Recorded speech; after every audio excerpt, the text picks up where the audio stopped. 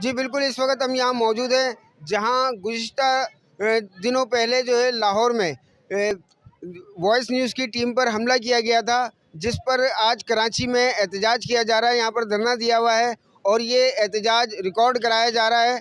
जो सहाफ़ियों पे हमला किया गया था लाहौर में, उनसे ये प्ले कार्ड देखें, मेरे अग में आपको नज़र आ रहे हैं कि प्ले कार्ड लिए हुए हैं और यहाँ पर शदीद नारेबाजी की जा रही है। तो ये यहाँ पर सहाफ़त पे हमला नामंजूर। आइए इनसे जानते हैं कि सहाफ़त पे जो हमला हुआ है ये इस बारे में क्या कहते हैं। जी, आप क्या कहेंगे जो लाहौर में वॉइस न्यूज़ की टीम पर हमला किया गया है, इससे आप हुकूमत से क्या अपील करते हैं? नामद फ़ौज़ुबिल्लाहिमिनश्शैतानिर्रजीम बिस्मिल्लाहिर्रहमानिर्रहीम। ये सहाफ़त पे हमला जिस तरह ये सहाफ़त की टीम पर किया जा रहा है पाकिस्तान के अंदर, ये भरपूर हम एहतजाज करते हैं, उसको नामंजूर करते हैं।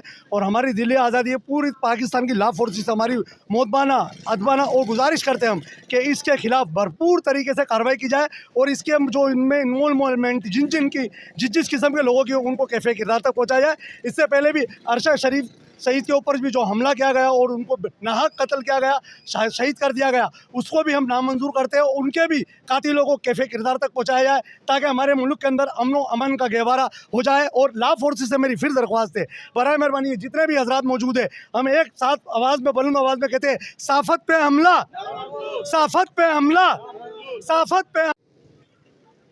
आइंदा आप हुकूमत से क्या मुतालबा करेंगे कि ऐसी पॉलिसियाँ बनाई जाए कि जिस तरीके से सहाफ़ियों को तहफ़्फ़ुज़ फ़राहम किया जाए?